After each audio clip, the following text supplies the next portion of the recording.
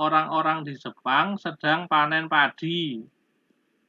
Tapi kan aneh gitu ya, kalau di Indonesia panennya di mana? Di sawah kan ya. Di sini kok panennya di dalam gedung ini ya, indoor ini kan.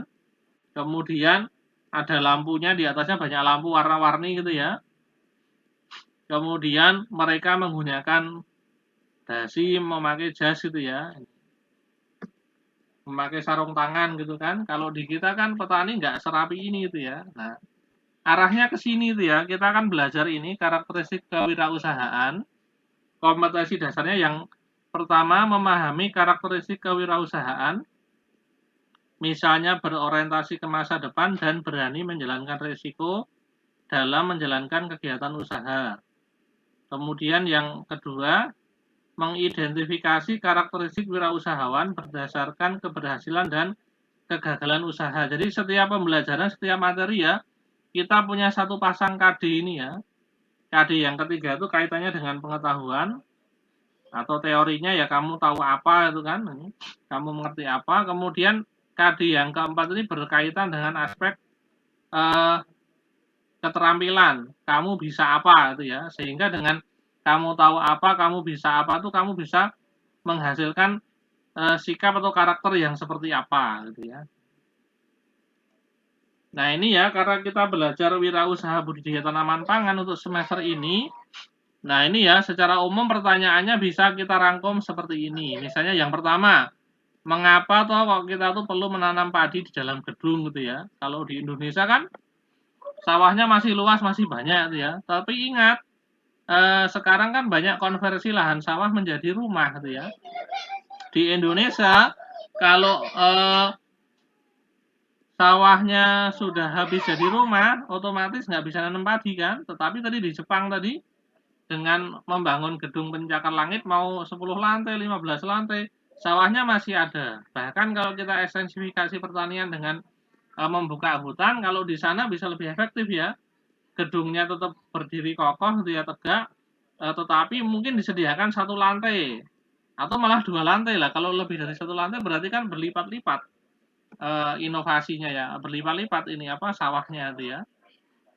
Kemudian yang kedua pertanyaan misalnya apa keunggulan budidaya tanaman pangan indoor di dalam gedung tadi.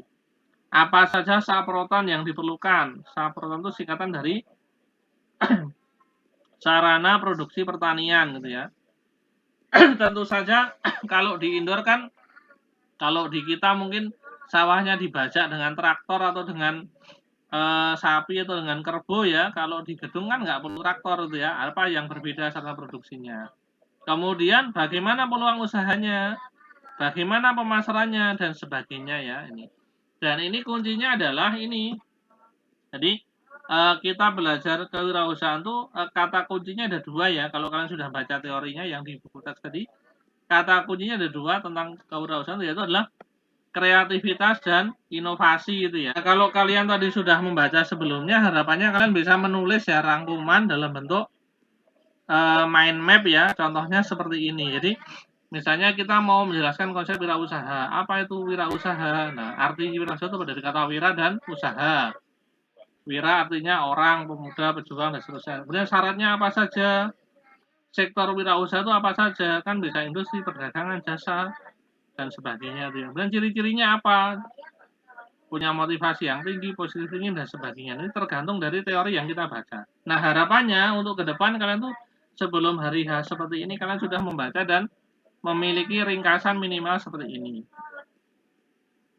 Nah, ini ya. Nah, kalau kita bertanya pada diri saya, diri sendiri itu ya, apakah saya sudah berjiwa wirausaha? Salah satunya bisa dicek di sini ya. Apakah sudah percaya diri? Apakah berorientasi pada tugas dan hasil? Kalau belajar itu apakah kalian setia pada proses atau yang penting ujian dapat nilai itu ya. Nah, itu kan bisa kita evaluasi. Kemudian keberanian mengambil risiko, berani nggak ambil risiko. Kemudian kepemimpinan atau leadership, berorientasi ke masa depan, kreatif, inovatif, memiliki tenaga dalam maksudnya itu kemauan yang kuat gitu ya. Dan ini di berbagai buku entrepreneurship, buku kewirausahaan mungkin bervariasi ya. Ini yang mendekati yang di buku teks kan ya ini. Nah, ini ada tambahan ya, saya tambahkan. Jadi salah satu ini ya apa namanya? Penulis buku ya tentang kewirausahaan yang concern di sini ya adalah Bygrave ini ya. Bygrave ini memberikan konsep 10D atau 10D ini ya. Jadi karakteristik wirausaha itu bisa digambarkan dengan 10D ini. Yang pertama adalah dream. Seorang wirausaha itu pasti atau harus memiliki visi dan kemampuan mewujudkannya, punya mimpi gitu ya. Mimpi itu kan gratis itu ya, tetapi kenapa banyak orang yang tidak berani bermimpi itu ya. Nah, dengan dreams atau dengan impian ini justru nanti akan membuat kita apa ya, memacu alam bawah sadar kita untuk kreatif dan inovatif tadi ya, punya usaha yang berbeda dengan yang sebelumnya sehingga punya kemungkinan sukses lebih besar. Kemudian yang kedua, decisiveness ini ya, bekerja cepat dan tepat. Jadi seorang wirausaha itu harus cepat dan tepat gitu ya. Kalau kehilangan momen gitu ya, apalagi ini ya, doers ini ya, tidak menunda-nunda. Jadi kalau ada kesempatan ya segera dilakukan gitu ya. Nah, kalau tidak memiliki decisiveness dan doers ya akan ketinggalan gitu kan ini. Misalnya sekarang yang tren produk A itu ya, kemudian kita bisa kemudian cepat mengeksekusi membuat inovasi produk A ya kita akan menjadi leader di pasar, leader market ya. Tapi kalau kita terlambat ya kita jadi ketinggalan gitu ya. Kemudian determination, punya karakter penuh tanggung jawab ya, pantang menyerah terhadap segala masalah.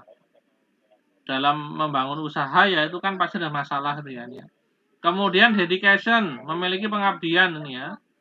Devotion, mencintai pekerjaannya tuh apa ya, devotion tuh bisa dikatakan tergila-gila dengan usahanya itu ya. Jadi ada kan ya misalnya kita punya produk atau misalnya seorang pengusaha atau wirausaha ya, dia punya produk apa misalnya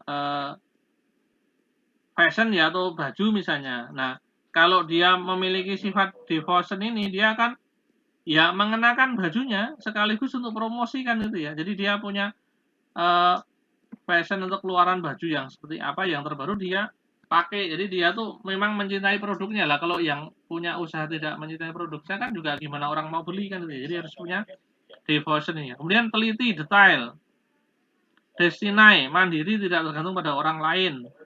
Dollars ini ya. Nah, salah satu tujuan usaha ini kan untuk mencapai kekayaan ini ya. Dengan kekayaan kita bisa berbuat banyak kan ya untuk dunia, membantu orang lain dan sebagainya.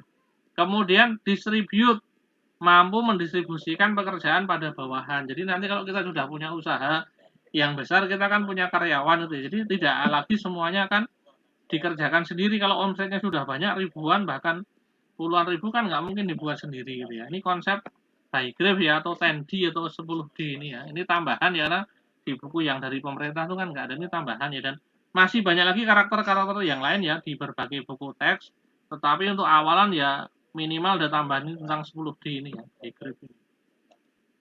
Nah itu ya. Nah kemudian sekarang kan kalian sudah tahu ya karakter wirausaha itu ya. Kalau di buku itu misalnya orientasi ke masa depan, mandiri, disiplin, berani mengambil risiko dan sebagainya.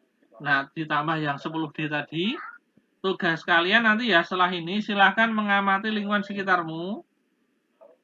Kalau ada tuh ya, kalau ini pandemi ya, kalau kesulitan untuk mengunjungi tempat usaha ya, kalian bisa cari informasi dari buku, koran, majalah atau internet ya untuk menemukan seorang tokoh wirausahawan yang sukses di berbagai bidang. Pilih salah satu aja tuh ya ini. Dan yang ini tidak harus di bidang budidaya ya untuk awalan ini ya. Nah, ini sifatnya ini kan materinya umum gitu ya. Boleh di bidang teknologi, boleh di bidang wirausaha lingkungan, boleh di bidang sosioekonomi. Yang penting ada tokoh wirausaha yang sukses. Nah, kemudian silahkan pelajari biografinya, kisah suksesnya ya, atau kalau di YouTube ada videonya silahkan tonton videonya. Nah, kemudian tuliskan hal-hal apa saja yang membuat wirausahawan tersebut berhasil berdasarkan kisah suksesnya tadi.